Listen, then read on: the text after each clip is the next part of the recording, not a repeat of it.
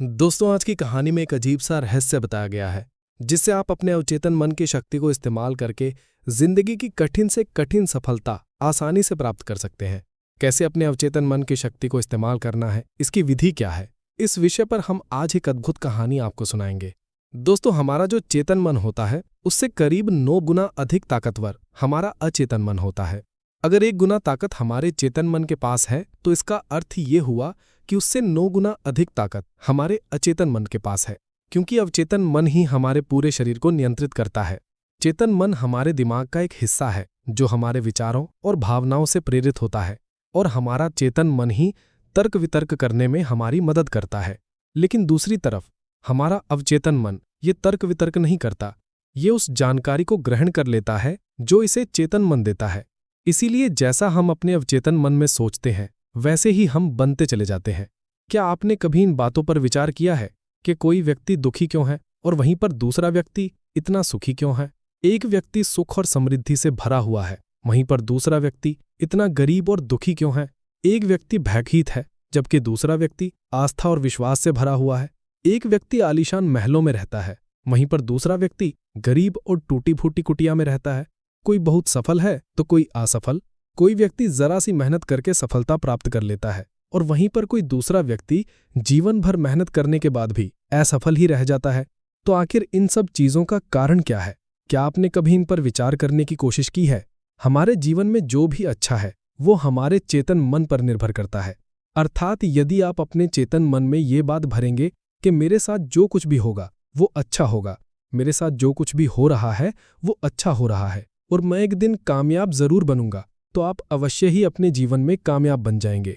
वहीं पर यदि आप अपने अवचेतन मन में बुरी बुरी बातें रखेंगे अर्थात नकारात्मक बातें कहेंगे तो आपके जीवन में केवल नकारात्मकता ही भर जाएगी और आपके साथ कुछ भी अच्छा नहीं होगा। आप जहां जाएंगे वहां पर आपके हाथ केवल असफलता ही लगेगी। आप हमेशा निराश और परेशान ही रहेंगे, लेकिन उनका हल आपको कभी नहीं मिल पाएगा।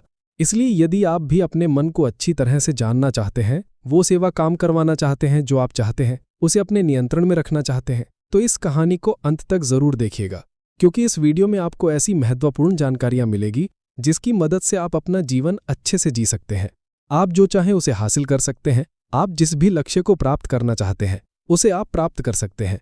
आज की इस कहानी में हम ये जानने वाले हैं कि आखिर चेतन मन और अवचेतन मन में मुख्य अंतर क्या है और वो किस तरह से काम करता है। हम अपने अवचेतन मन में अच्छी बातें किस प्रकार से भर सकते हैं जिससे हमारा जीवन परिवर्तित हो सके और हम सफलता की ओर आगे बढ़ सके। बहुत समय पहले की बात है, एक नगर में एक बहुत ही प्रसिद्ध गुरु रहा करते थे। उनकी ख्याति दूर दूर तक फैली हुई थी। उनके आश्रम में उनके कई शिष्य भी थे। एक दिन संध्या के वक्त वो गुरुवर अपने सभी शिष्यों को बुलाकर उन्हें उपदेश दे रहे थे। वे कह रहे थे, शिष्यों, हमारा मस्तिष्क 2 भागों में विभाजित है, चेतन मन और अवचेतन मन। चेतन मन हमारे मस्तिष्क का पहरेदार है, वहीं पर अवचेतन मन हमारा मालिक है। उन गुरु की आवाज सुनकर एक शिष्य ने कहा, हे गुरुदेव, आप क्या कहना चाहते हैं? आप कहीं ये तो नहीं कह रहे कि हमारे भीतर कोई और है जो हमें चला रहा है, जो हमारी सारी क्रियाओं पर नजर रखे हुए है? इस पर गुरुवर उस शिष्य को मुस्कुराते हुए कहते हैं, भंते, मैं तुम्हें एक छोटी सी कहानी सुनाता हूं। इस कहानी में तुम्हें तुम्हारे सवालों का जवाब मिल जाएगा। इस कहानी को ध्यानपूर्वक सुनना और इसे समझने का प्रयास करना। आगे गुरुवर कहानी बताते हुए कहते हैं, बहुत समय पहले की बात है। एक नगर में एक बहुत ही धनी सेठ रहा करता था और उसकी एक आलीशान हवेली भी थी। उसकी हवेली के द्वार पर हमेशा एक पहरेदार तैनात रहता था।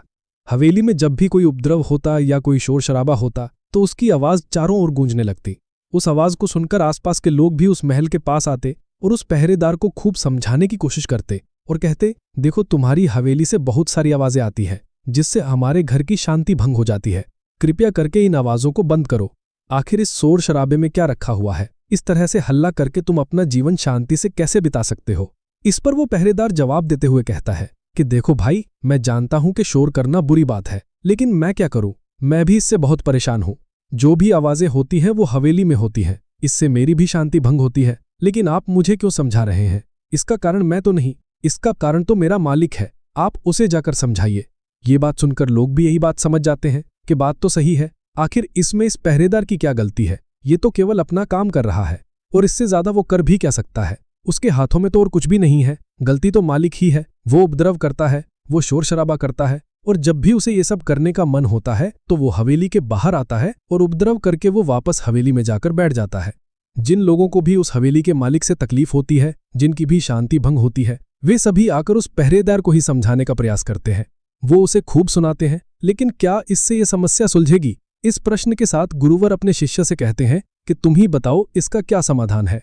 इस पर वह शिष्य गुरु के इस प्रश्न का जवाब देते हुए कहते हैं कि हे गुरुवर, जिन्हें भी उस हवेली के मालिक से तकलीफ है, जो शोर शराबा करता है और लोगों की शांति भंग कर देता है, उन सभी को उनसे बात करनी चाहिए, तभी तो इसका समाधान निकलेगा। भला पहरेदार की इसमें क्या गलती है? वो तो केवल अपना काम कर रहा है और वो इससे ज्यादा कर भी कह सकता है, उसके हाथों में तो और कुछ भी नहीं है। उसी प्रकार से गुरु शिष्य से कहते हैं कि भंते, ठीक इसी तरह से हमारा मन भी होता है। हमारा चेतन मन मनुष्य का पहरेदार होता है। पहरेदार को ये अच्छी तरह से पता है कि क्रोध करना बुरी बात है, बुरे शब्दों का इस्तेमाल करना बुरी बात है, अश्लील ख्यालों में खोए रहना बुरी बात है। अर्थात हमारे चेतन मन को ये बात बहुत अच्छी तरह से पता है कि गुस्सा करना, आलस्य करना, काम वासना जैसे विचार गलत हैं। ये सभी विकार हमारे भीतर नकारात्मक विचार उत्पन्न करते हैं, जिससे हमारा विनाश होता है। लेकिन वो कर भी क्या सकता है? वो चीज उसके हाथों में है ही नहीं, क्योंकि वो चीज वो कर ही नहीं रहा, ये तो वो अंदर बैठा मालिक कर रहा है। अर्थात हमारा अवचेतन मन, जो हमसे कोई भी कार्य बहुत ही आसानी से करवा लेता है। ये सभी बातें हम में से हर कोई अच्छी तरह से जानते हैं और हमें ऐसा भी लगता है कि हम अच्छी तरह से समझ चुके हैं, जैसे कि वो पहरेदार समझता है। लेकिन वास्तविकता में तो इससे हमारे जीवन पर कोई भी बुनियादी फर्क नहीं होता। आगे वो गुरु उस शिष्य से कहते हैं कि भंते, तुमने भी अपने आप को कई बार यह समझाने की कोशिश की होगी कि मुझे सुबह सही समय पर उठना है, आश्रम की साफ सफाई करनी है, भिक्षा मांगने जाना है और रात को आने के बाद मुझे ध्यान भी करना है। लेकिन क्या इससे कोई फर्क हुआ? इसका जवाब देते हुए शिष्य कहता है कि नहीं, बिल्कुल भी नहीं हुआ। मैंने कई बार अपने आप को समझाया है कि मुझे इस समय पर यह काम करना है, मुझे अपना समय व्यर्थ नहीं करना, मुझे अपने समय का इस्तेमाल करना है और मुझे आगे बढ़ना है, लेकिन मैं चाहकर भी उन सभी कार्यों को समय पर नहीं कर पाता। इस पर वह गुरुवर अपने उस शिष्य से कहते हैं, बंते, जब भी हम अपने आप को कुछ समझाने का प्रयास करते हैं तो हम ऐसा लगता है कि अब हम समझ चुके हैं और अब हमसे कोई गलती नहीं होने वाली, और हम सोचते हैं जिरेनिया कि अब हमारा जीवन बदल जाएगा, हम जो भी करेंगे अब वो सही होगा, अब तो हम जीवन में सफलता प्राप्त कर ही लेंगे। लेकिन दूसरे ही पल हम ये पाते हैं कि हमारे जीवन में कोई बुनियादी बदलाव आया ही नहीं है। ऐसा केवल हमारी नासमझी के कारण होता है।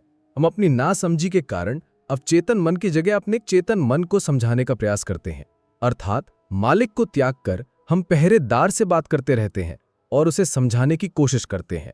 लेकिन तुम यह भूल जाते हो कि आखिर वो पहरेदार कर भी क्या सकता है? वो सब उसके हाथों में है ही नहीं।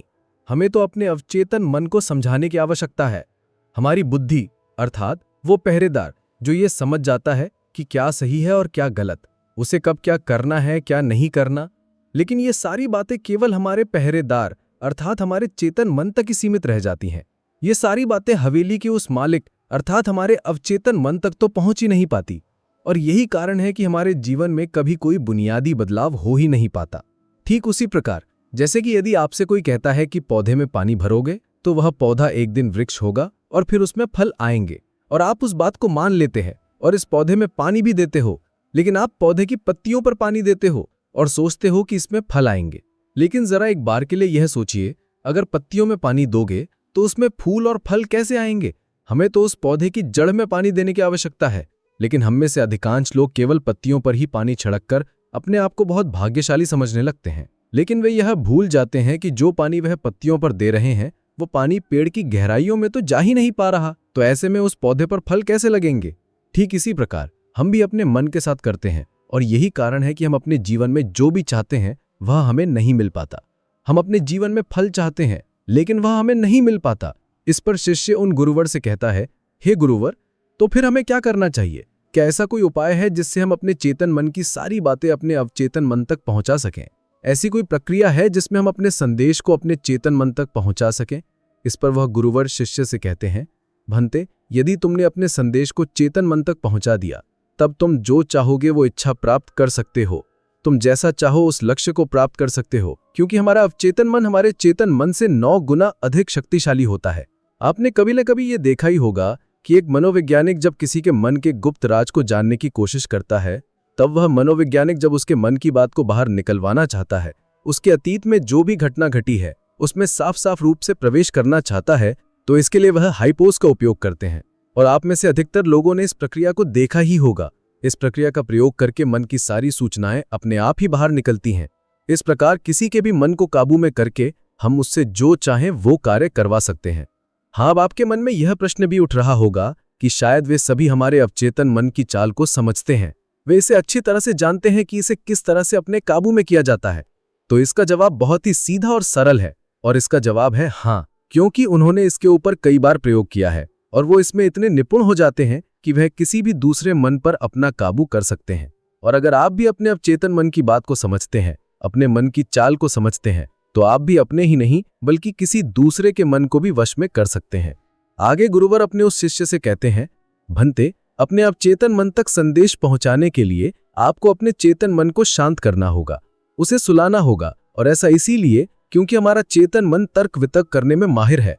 वो एक पहरेदार है, वो हमारी रक्षा के लिए हमेशा तैनात रहता है। इसीलिए जब भी तुम अपना कोई संदेश उस चेतन मन तक पहुंचाने की कोशिश करोगे तो वह तुमसे तर्क वितर्क जरूर करेगा और हमें अपनी बात अपने मालिक तक पहुंचाने की इजाजत तक नहीं देगा जब तक कि हम अपनी बात अपने चेतन मन को अच्छी तरह से समझा नहीं देते या उसे शांत नहीं कर देते। तब तक वह हमें उस हवेली में घुसने ही नहीं देगा, क्योंकि हमारी सामान्य बुद्धि अर्थात हमारा चेतन मन तर्क वितर्क करने में माहिर होता है। और यही कारण है कि हम में से अधिकांश लोग अपने अवचेतन मन तक एक साफ और स्पष्ट संदेश पहुंचा ही नहीं पाते, और इसी कारण हम अपने अवचेतन मन को भी अच्छी तरह से समझ नहीं पाते। और हमारा अवचेतन मन तर्क वितर्क नहीं करता, उसे तो केवल साफ और स्पष्ट संदेश चाहिए जिस पर वह कार्य कर सके, और उस तक हम साफ और स्पष्ट संदेश तभी पहुंचा सकते हैं जब हमारा मन पूरी तरह से शांत रहेगा, जब हमारे मन में और कोई विचार नहीं होंगे। और यही कारण है कि जब एक मनोवैज्ञानिक किसी के मन पर प्रयोग करता है, उसके मन को काबू करने की कोशिश करता है, उससे मनचाही बात निकलवाने की कोशिश करता है, तो सबसे पहले वह उसके चेतन मन को ही सुलाते हैं। आपने कहीं ना कहीं यह तो देखा ही होगा कि उनके सामने एक पेंडुलम जैसी चीज उनकी आंखों के सामने रख दी जाती है और उसे घुमाया जाता है, जिसे लगातार देखने के बाद वह व्यक्ति पूरी तरह से निद्रा में चला जाता है और इस कारण उसका चेतन मन पूरी तरह से शांत हो जाता है। और जब उसका पहरेदार पूरी तरह से सो जाता है और उसके पास तर्क वितर्क करने के लिए कोई नहीं बचता, तब वह वैज्ञानिक आसानी से उस हवेली में जाता है और उस मालिक से जी भर के बातें करता है। जो बातें वह चाहता है वो बातें वह उससे निकलवा देता है। तिब्बत के एक महान दार्शनिक ने कहा था कि अगर बात समझ में आ जाए तो आपका जीवन परिवर्तित हो जाता है। लेकिन उन्होंने वह बात उस समय के लोगों के लिए कही थी, क्योंकि उस समय तिब्बत और बाकी दुनिया के लोग बहुत सरल हुआ करते थे, उनका मन बहुत साफ हुआ करता था और उनको जो भी बातें बताई जाती थीं, वह उन बातों को बहुत शांतिपूर्वक सुनते और समझते थे। उस समय कोई भी तर्क वितर्क नहीं करता, और जब कोई व्यक्ति तर्क वितर्क करने में माहिर होता था तो वह उसे तर्क वितर्क करने देते और शांति से केवल उसकी बातें सुनते, जब तक कि व्यक्ति तर्क वितर्क करके थक न जाए। तो वह गुरु के पास वापस आता है और उनसे कहता है, हे गुरुवर, मैं अब तर्क वितर्क करके थक चुका हूं, लेकिन उससे मुझे कुछ भी हासिल नहीं हुआ। कृपया करके अपना कोई मार्ग बताइए, आप मुझे अपने तरीके से समझाएं, अब मैं उसमें कोई भी अवरोध उत्पन्न नहीं करूंगा। ठीक इसी प्रकार से हमारी बुद्धि भी काम करती है। जब हमारा मस्तिष्क तर्क वितर्क करके थक जाता है, तब उसे इस बात का एहसास होता है कि तर्क वितर्क करके उसे कुछ भी हासिल नहीं होने वाला, और उस समय तक उसे कुछ भी समझ में नहीं आएगा। अगर आपको ये वीडियो दिल से अच्छी लगी हो तभी इस वीडियो को लाइक कर देना, और आपने अब तक इस चैनल को सब्सक्राइब न किया हो तो चैनल को सब्सक्राइब भी जरूर कर देना। आपका हर दिन शुभ हो और खुशियों से आपका जीवन भरा रहे। धन्यवाद। नमो बुद्धाय।